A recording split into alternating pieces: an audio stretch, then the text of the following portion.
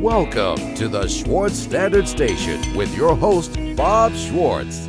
Sitting in the passenger seat today is Charlotte French. Well, today I wanted to talk about retirement planning. My plan personally is to get rich podcasting, but in case that doesn't work out, I thought maybe I should talk to you a little bit about, about my other options. So at 33, what should I be planning right now? At 33, you should be concerned about raising your... I'm going to talk about any 33-year-old. Okay. First thing you should be concerned about is raising your babies. Baby or babies. So that's the most important thing right now, because you're 33, but believe me, all of a sudden you're 63. And that baby is an adult, functioning, doing their thing. And we're ready to retire. And so that takes some planning. But the beautiful thing about it, Charlotte, and you've already mentioned in past broadcasts, that you have a retirement plan where you work. What you want to do is put some money into that retirement plan. It does not have to be $1,000 a month or $500 a month. It can be $30 a month. The key thing at your age is starting, getting out of the blocks, as someone, you and I have both done some longer road races, the first step's the hardest step in any journey, whether that's jogging or saving for retirement. I can remember hearing my older brother say, you got to start putting money away for retirement. And I'd sit and think, I got to put money away for 3 little kids. I've got to raise a family. I've got to build my business. I don't have time to put money into a retirement plan. But yeah, I did. And I put a little bit away. By starting out with a little bit, I'm going to tell a story about a retired school teacher that I had. He passed away a little over a year ago. When did you start working with him? I started working with him when he got out of college in 1978. Okay. He started putting away $30 a month in his retirement plan. He was 28 years old. He went the 8-year school teacher degree program.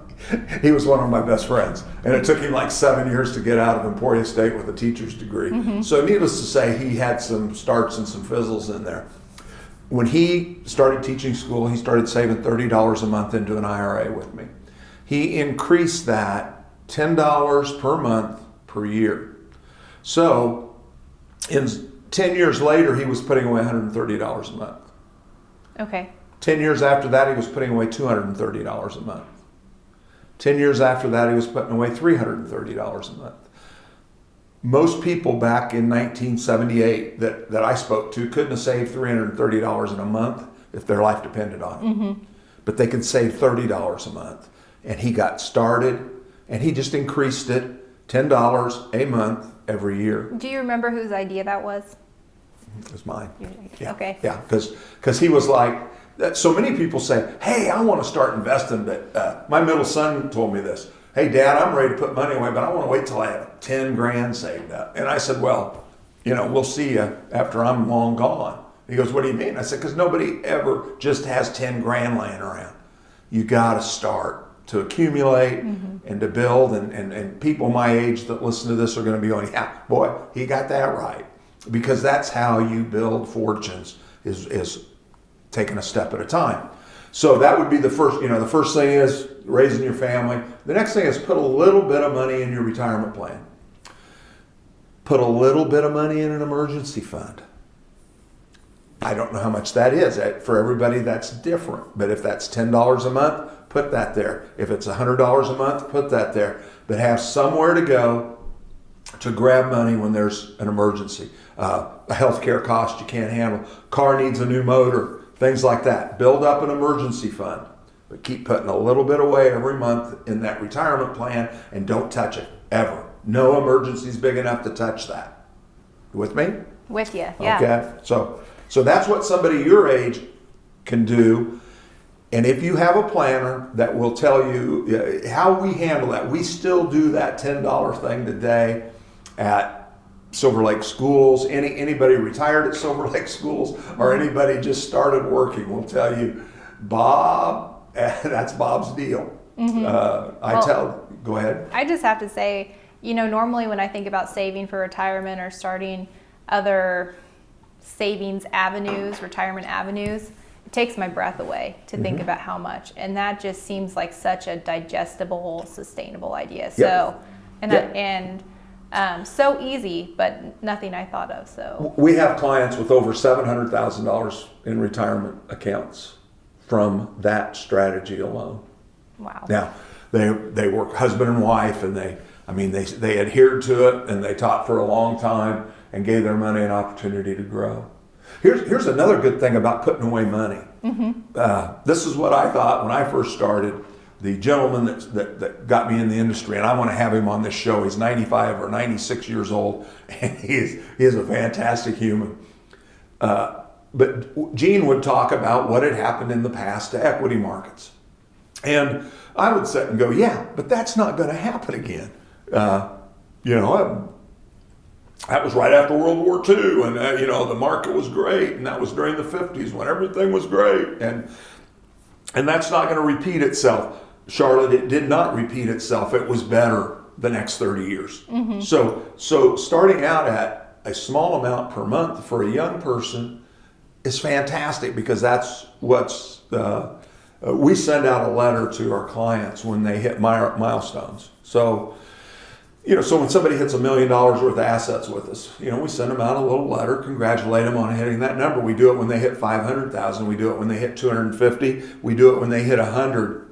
But we also do it when they hit 10, 20, 25, and 50. Why do we do it with the smaller ones? It's still a big deal. And they appreciate hitting that number and knowing that you're on the same path with them.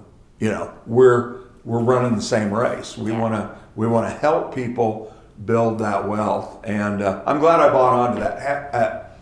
I bought onto that early in my career because I was out hunting for people with tons of money, and as a 27-year-old, nobody was going to hand me a wheelbarrow full of money to invest for them, because as the saying goes, I was green as grass and cows licked me. So that worked very, very well, and that's what I suggest to anyone your age starting in this process. So what's the formula for that? Is there a specific formula that you really like to go into with people my age? X minus Y divided by Z. Okay, let me write this down real quick. No. So let's say that we sat down with somebody that works at a steel fabrication place, and they're making $15 an hour, and so that's $600 a week. What's the formula for success there in savings? Again, if they're young, it's that, just get you started at $30 a month. And if you find out that's too small, let's increase it $20 a month next year. There are factors that we use when figuring out how much you'll need for retirement. And you might be interested in that. At 33, I wasn't. Again, I was more interested in what are my kids going to eat tonight than when I was in my 60s. To have enough money in retirement, we generally take what does somebody make entering into retirement. So if you were going to retire tomorrow, we would take what you make today, Charlotte. We would add to that the projected cost of health care from age 33 for the rest of your life. That would be a significant number. A large amount of money. We would have to budget in some for some long-term care expenses, which wouldn't take very much at your age, but we still wouldn't really want to deal with that with a 33-year-old. But that's what we do with people reaching retirement age. We put in an emergency fund in there, and then we put inflation on top of that. And we look at that, and that's kind of our target number. What are we going to need to have? Do you know how much you have to have today to be a net worth today to be considered wealthy in America? I have no idea. I'm sure it's more than $1 million. And I say that because I understand how many years I would plan to live after retirement and what I'm spending on myself in bills and fun and whatever else a year. So if I'm planning on living quite a while after I retire, which will be at 34, then it's going to take a lot. Yeah, it's going to take a lot of money. A lot of money. I think it's just, it's imperative that people understand where they're at in the numbers game. $2.2 million net worth is considered, over that is considered wealthy in America today. Under that is not. If I had said that to my parents when I got out of high school in 1969, they'd have just died laughing. They didn't know anybody that had $1 million of net worth. They didn't have data. They knew some great farmers. My dad at Swartz Standard delivered gas to all those great farmers, but they weren't worth $1 million. Most of that's inflation that has occurred. But I will also say, Charlotte, most of my farmers are worth more than $2.2 million. They might not have any money, but their ground makes their net worth that much. So yeah. I think that's an interesting number. Here's another interesting number. The average American has less than $50,000 in assets. So that's shows you that there's a lot of billionaires that bring up that $2.2 million number. Mm-hmm. We'll check back in with Bob Schwartz in a moment. But first, I wanted to reveal to you why Bob wanted to create this show. Bob is coming up on 45 years of visiting with his fellow rural Americans in regards to their financial security and succession planning. He has a plethora of wisdom, interesting stories, and insights to share. Being a constant supporter of farmers and rural Americans, he hopes to connect with and inspire their interest in planning for what the future may bring. If you want to connect with Bob, visit our website at bobschwartzfinancial.com. Okay, so when I am 34 or 65, whenever I decide to retire, what are some of the costs of living that I need to be thinking about, or costs additional to the cost of living? I'm sure there's some. The first one, Charlotte, would be inflation. How much is it going to cost? The cost of care, the cost of health care, the cost of living. What's a gallon of milk going to cost in 10 years and 20 years during my retirement? So inflation's number one. Number two, people they don't figure in maintenance cost. They don't figure in air conditioner going out in the house, needing a major repair to the car that's not covered. What about an emergency? God forbid if one of my grandkids needed some emergency not covered health care, would I jump in? Absolutely. Those are things we have to plan for, but we have to also understand that there would be limits on what we could do. Another major thing that we don't think about is taxes. And ask somebody about if Medicare is taxed, or if Medicare costs extra if your income's too high, things like that. But a lot of people think in retirement, well, my Social Security won't be taxed.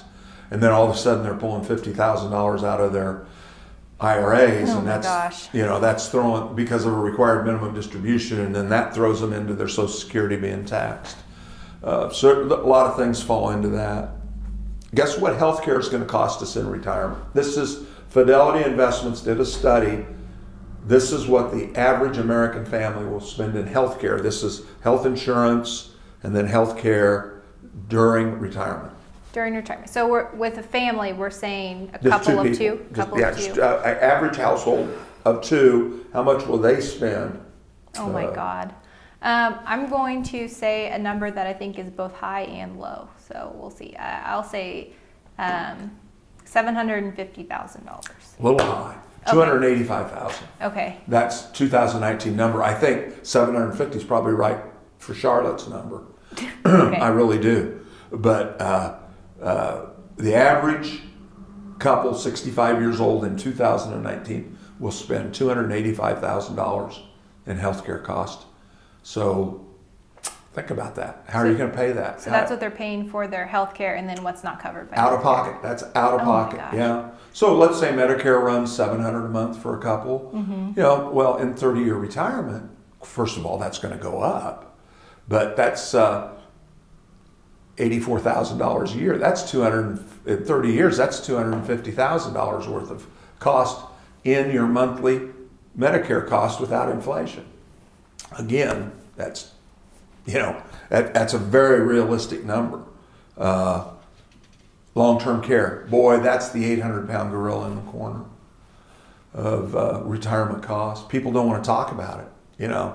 I can't tell you how many men, Charlotte, I've heard say, "Well, I'm never going to go to a rest home." Right. And how many people, that is why they don't want to talk about it, because they don't want to imagine it could happen to them as opposed to planning for it.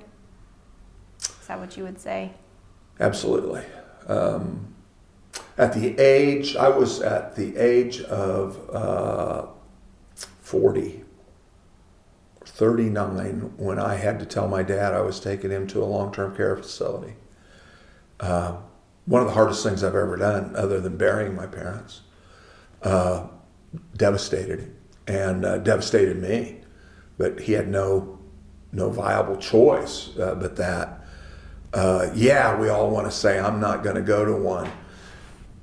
But we've got to prepare. Okay, if I need long-term care, what am I going to do? I don't want to go to a long-term care facility.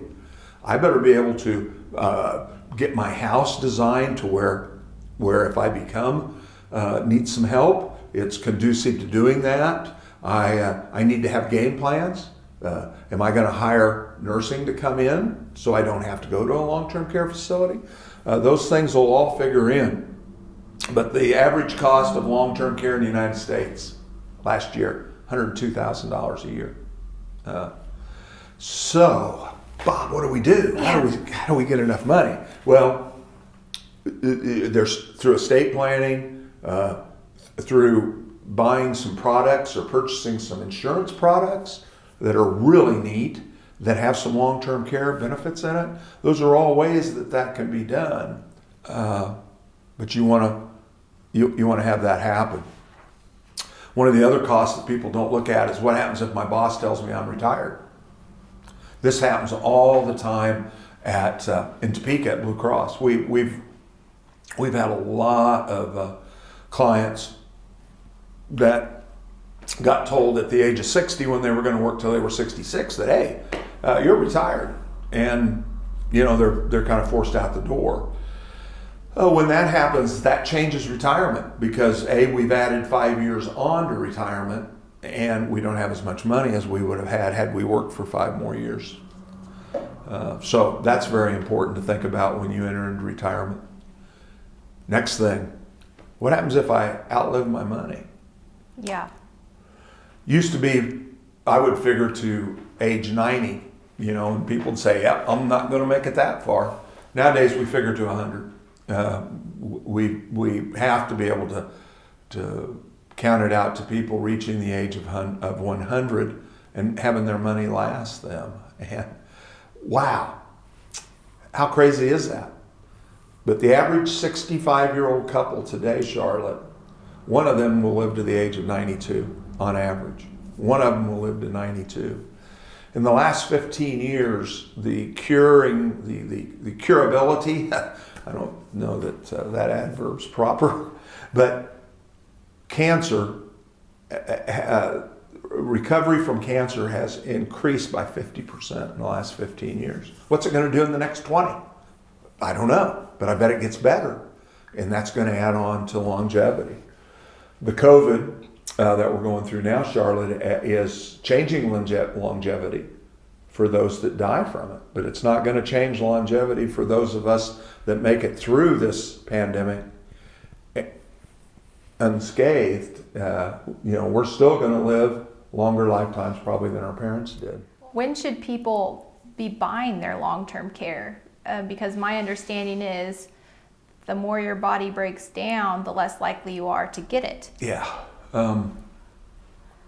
First of all, you need to speak with a professional that can, everybody needs long-term care. That's not true. Okay. I mean, I have a lot of clients that have enough assets that they don't need, if they have a long-term care event, it's going to cost them, but it's not going to dip into their farm. So they're covered, basically. Right. And I mean, there are people out there that represent long-term care that are hey, everybody needs it. No, that's not true. And you don't need it to cover 100% of the cost. Okay, if a rest home cost is $9,000 a month, you don't need coverage for $9,000 a month because you're going to have Social Security coming in and you're going to have your retirement plan money coming in. But you do need to prepare for that spread if you want to have some assets go over to your heirs. So, buying long-term care insurance, as we used to know it, buying an insurance policy, that's pretty dead now. Okay. Most of those companies haven't made it, or they've stopped that. I'm sorry. They've made it, but they've stopped selling it.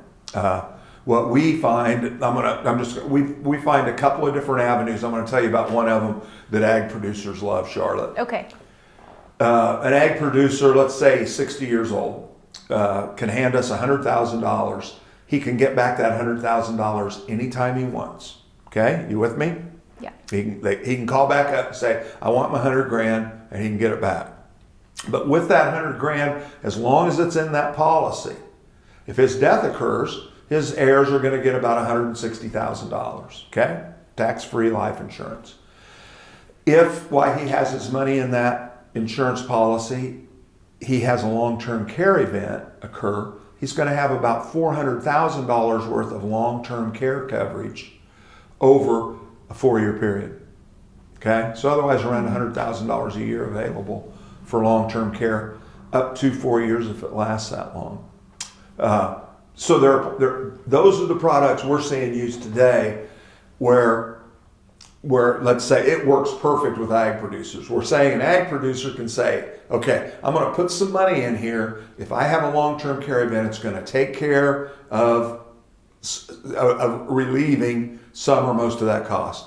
Second of all, if my death occurs, my spouse or my children are going to get a tax-free payment to them. And most importantly, if land prices, this is always what farmers are concerned about. So if land prices drop in half, which they're not, but if they do, and you want that $100,000 to go buy that 80 next to you, you can get your money back anytime you want it. Pretty neat thing to talk about. And those are done, there's a couple of those out there. They're large major companies, and they're a great way for people to take care of long-term care. Another way people do it is you can take those exact same things and you can put, say, like most long-term care costs $400 to $500 a month. Well, you could take $400 or $500 a month, put it into an insurance policy like that for 10 years, be done paying into it, and you would have that protection for the rest of your life, or the ability to put your hands on the money. So it's a great way for people to take care of long-term care. Not a great way for 33-year-olds too. But my comment to you as a 33-year-old would be, if you're 45 today and you need $500,000 worth of insurance, it's about $26 a month. That's term insurance. And so my comment to a 33-year-old with children would be, you need $500,000 to $1 million worth of insurance that covers until your children are raised. Then keep putting money into your retirement plan, and we'll look at what happens with options. Because when I was your age, that long-term care was not even nobody sold it. Then all of a sudden, when I was 45, they came out with this long-term care. When I was about 60, they came out with these what I just talked about, and then who knows what they'll have by the time you're 50. Okay. Hopefully. Here's what I'd like to have. Well, this will never happen. But what would you like? Well, now I don't want to say what I'd like because that would be government involvement, and that's not what really any of us want. But it might be a place like Medicare. Let me just put it this way: it might be a place where actually government